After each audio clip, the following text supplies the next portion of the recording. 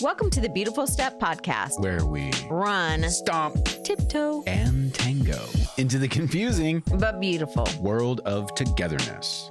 We are your hosts, Kris and Charity. Now, let's go make our together even better. Okay, so I have a communication necessity. Let's get it. You ready? Mm-hmm.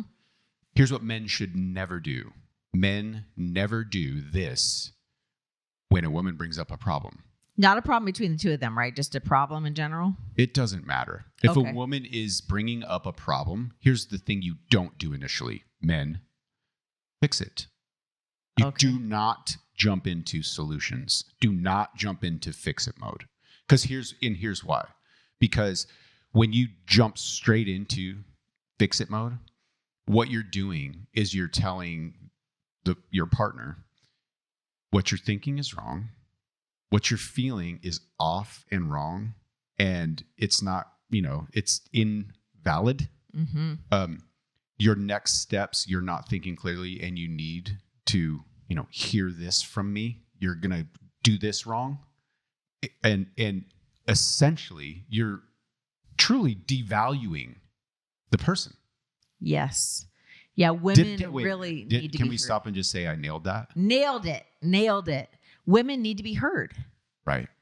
We talked last week about men do not want to feel like they need help. Yeah. Unsolicited advice is an allergy. We are allergic to that. Yes, you have break out in hives. You have a visceral reaction to unsolicited advice. That is the number one communication comment from couples, according to men are from Mars, women are from Venus, John Gray. Right. So you go, okay, men don't want to feel like they need help. Well, women don't want to feel like somebody's trying to control them and shut their mouth. I love it. Okay, so bottom line, men don't want to feel like they need help. Women don't want to be controlled. Yes. And, okay, so now we want to be heard. Okay, so say it positively. Yeah. And I'll give it a shot. Men want to feel strong. Yes. They want to feel competent. Mm-hmm. And women, what? Want to feel heard. Right. Yeah. Valued and heard and desired. Yes. Right. So the thing is, men don't jump into Mr. Fix-It, I don't think, out of some bad motive. Just like women don't offer unsolicited advice out of a bad motive. We do that. Okay, so that's a distinction. Uh-huh. I love what you just said, because that already takes so much energy out of, everybody's out to get me. Yes. You know what I mean? It's that whole thing of no. It's not a bad motive. No, these are biological things that actually occur. Thank you. Thank you. Men really do want to feel strong. And so jumping into a woman offering unsolicited advice makes them feel incapable of doing it on their own. And so then it kind of erodes their sense of strength. Absolutely. And so they're offering advice, or they're offering Mr. Fix-It mode solutions, because they're I want to be seen. It's a good thing. Yeah, I'm trying to help. I need to be the strong person, and I want to come in. Okay, whereas, so hang on. Okay, go. Women offer unsolicited advice because we're we want to help and strengthen and support, and so we're hey, you need this. Let's give it to you, even though you're not asking for it, because surely you would want to know how to be stronger. Yes, I love it. Okay, so I will just say that I'm a little. I reserve the right to be sort of broken. Oh, in my understanding of my problems. Okay. And I think that there's a lot of it I don't want to fix, and there's a lot of pressure to fix a lot of this stuff that I'm I don't know if it needs to be fixed, because here's what I think, and here's genuinely what this boils down to for me is I go into fix-it mode from a place that is altruistic. It's a good place. It's because I genuinely want to be a hero, and I don't want to be a burden. And I think that men would resonate with that. It's why we all watch all these hero movies and all this stuff. And, we're why you do watch them? Yeah. And why we're clapping at the end, when the hero comes through. It's there's something really, really biological that happens. It's also why you don't usually readily talk about your problems. Oh, yeah. And that's where I was going with it, is like, I have this deep, I guess, inner belief and almost vow that no one gives a shit about my problems. Which is kind of true. No, really. Like, we think people care, but honestly, unless you've got cancer or something, most people are like, it doesn't matter to me that you're uncomfortable right now, really. I mean, they may care, they may give credence to it or like, nod to it. But honestly, most people are worried about what's going on in their own lives. Right.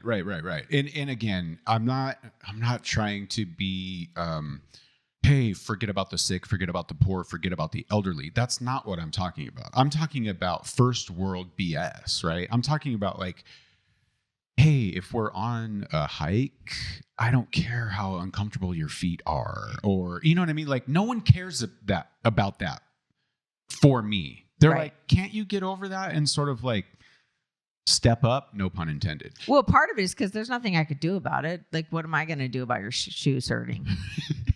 I know, exactly. And so what it boils down to for me, why I think I have this like desire to jump into fix it mode, is because I do want to be a hero and I don't want to be a burden. And I truly have this deep belief that no one really cares about my problems. And I don't think that that's altogether wrong. It doesn't make me feel unloved. And can I just keep riffing on this just for a second? Because I have this deep belief that I should be a hero. I should be strong. I should be someone who my kids can go to and I can help and I can offer a solution. They're not worried about you. They like know they can go to you. Yeah, it's like if they come to me with something, they're not going to break me. Or dad's so fragile, we can't, ask him to do this or that, or we can't be real around him or natural or any of the, and I want to be that for my kids. And I genuinely believe that guys would have less drama in their life if they would take on that role as dad and as, I guess, help. You know what I mean? Like there's something really, really beautiful about the masculine role in biological universe. Yeah. Being the rock, being the one that's kind of dependable for everybody to. Right. And the hardest part for a guy, because we're on guys today, the hardest part for guys is there's all of this rhetoric. There's all of this pressure. Brene Brown is up on stage and she's being like, if you're not super vulnerable and you're not, totally TMI and all, and everyone hears your life story and all of your problems, and I'm totally overdoing it. And right. We love Brene. Yeah, I know. But I'm just saying, like, there's all of this pressure to be, really vulnerable. And if you are not vulnerable and really facing forward with all of your problems, then you're the most dangerous person in the room. And it's like, oh man, I can't fully buy into that. I love vulnerability. I love intimate conversations. But I also really, really value privacy. And I really, really value timing and need for intimacy. And it's not me being like, I have this problem that everybody needs to fix or everyone needs to dance around. You see what I'm saying? Right. That becomes a burden. Yes. I love the language you're using right now, because what you're saying is I want to be a hero and not a burden. The reason I don't go off and like vent all my problems to the world is because I view that as being kind of a burden to people. And this is an important piece of language, because it truly is. And women, we're really good at venting, and like we don't view it as necessarily a burden, and sometimes we don't hear it as a burden. But for a lot of people, hearing somebody else's problems does feel like a burden, because you feel like you should do something. Right. And that's exactly what we're talking about. Men will often hear a burden from their significant other and they're women in their life, and they'll feel like, that's now I need to do something. How am I going to help lift that load? What do I need to do to fix that? And women are just nonchalantly like, I'm not asking you to fix it, but people will hear it as a burden. Yeah. And that's so this, I love what you're saying, because it's that thing of like, if I can't fix it, I continually feel like a failure. And I'm continually like not the hero. And in fact, there's so much of this that I feel like almost the villain, like the cause of it. Right. And so it's so hard when a guy can't figure out that skill, literally that skill of understanding the differences in communication, like, for instance, the difference between, okay, so we're talking about a guy jumping in to fix it, jumping into solution. He needs to understand the difference between advice and encouragement. Yeah. Right. And advice is, let me just give you sort of a parable, right? One of them is, I'm going to comment on your outfit. And the other one is, I'm going to comment on your beauty.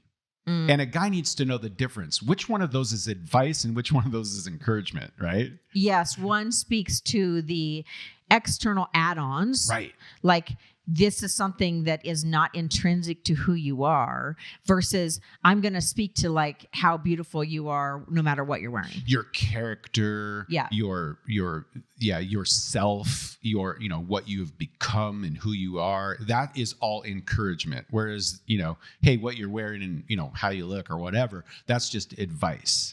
Well, I want to bring it into something that may be more relatable for women. It's like, okay, as a mom, lots of times things would happen and I'd come to you and I'd be like, just venting and like with the kids. And stuff, and I'd be like, that did not go well. You let out to go do something and like solve this problem with whether it's a communication problem or they're not doing good in school or something. Or I'm just mad at them. Or you're mad at them. Like I'm like, and I'm venting and I'm like, and you're listening, and advice would be to be like, yeah, you probably, maybe next time you do this, or you should have handled that different, or like, don't you think you're overreacting, or wow, that was really an overreaction, or like, don't you think you're kind of emotional right now?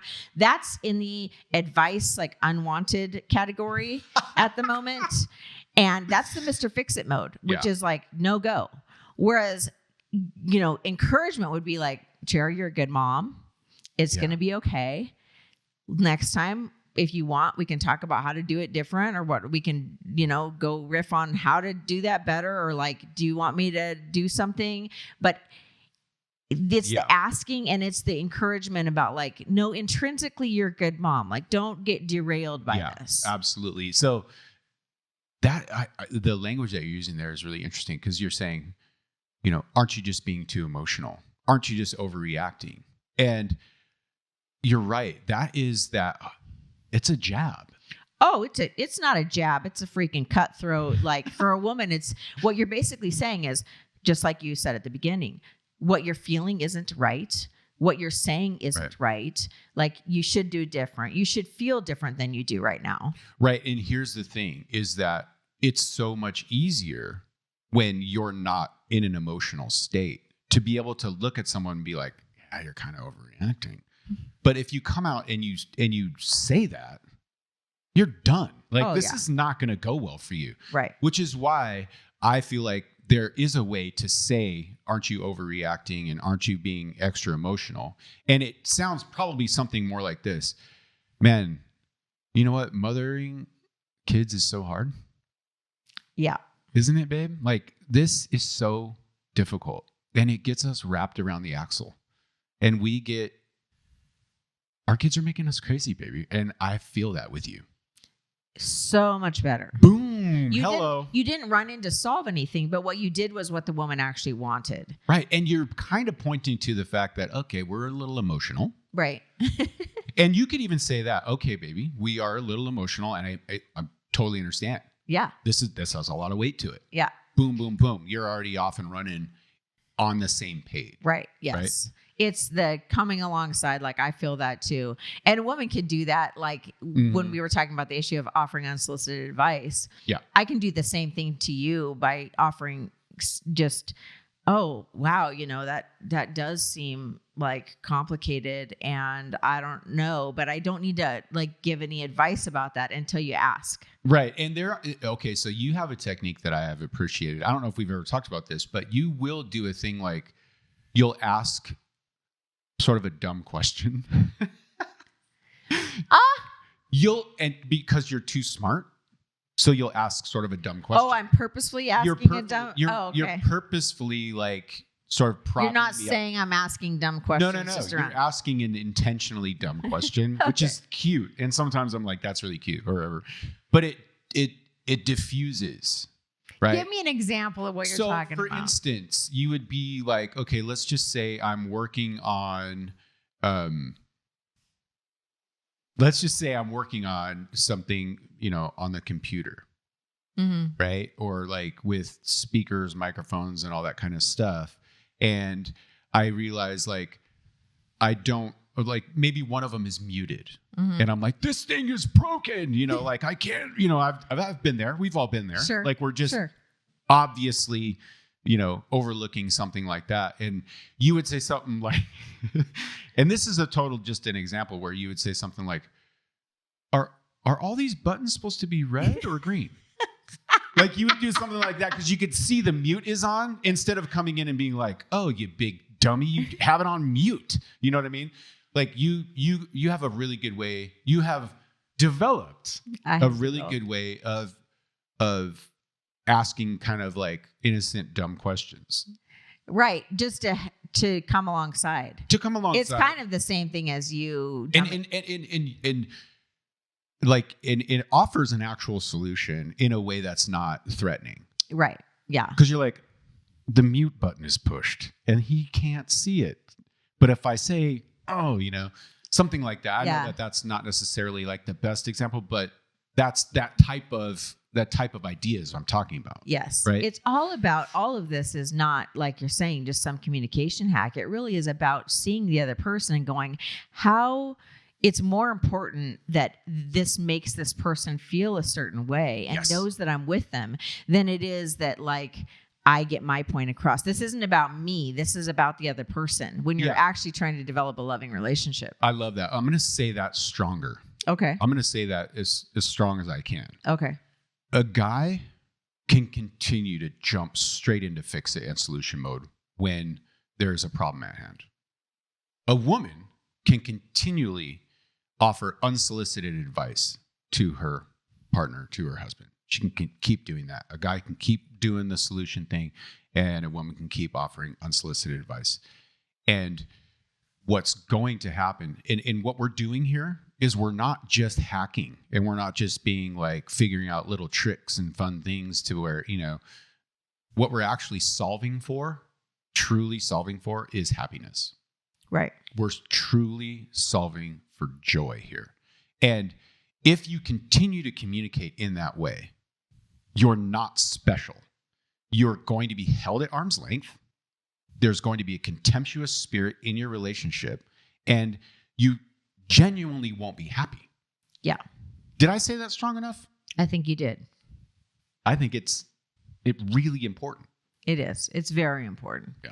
So men want to feel strong. Yes. And women want to feel heard. So men, listen up.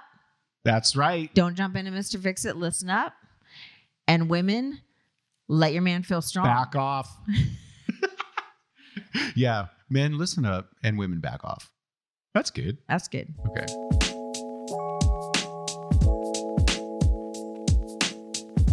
Wait, babe. Babe, wait. How do we end this? By saying thank you. Okay. You guys are awesome. Thank you. There's nothing more encouraging than you hitting that like button and commenting. And don't forget to subscribe. And I know there's more. You have a list. Might as well go down the list. Right. Okay. Watch the video of this podcast on our Beautiful Step YouTube channel or on our website where you can actually download transcripts and show notes of the episode. And don't forget to follow us on Facebook and Instagram. If today's episode made your together even better, tell someone. Okay, now. Right now. Today. Okay. You can take one step. It's just one step. Toward the beautiful relationship you want in your life. You got this.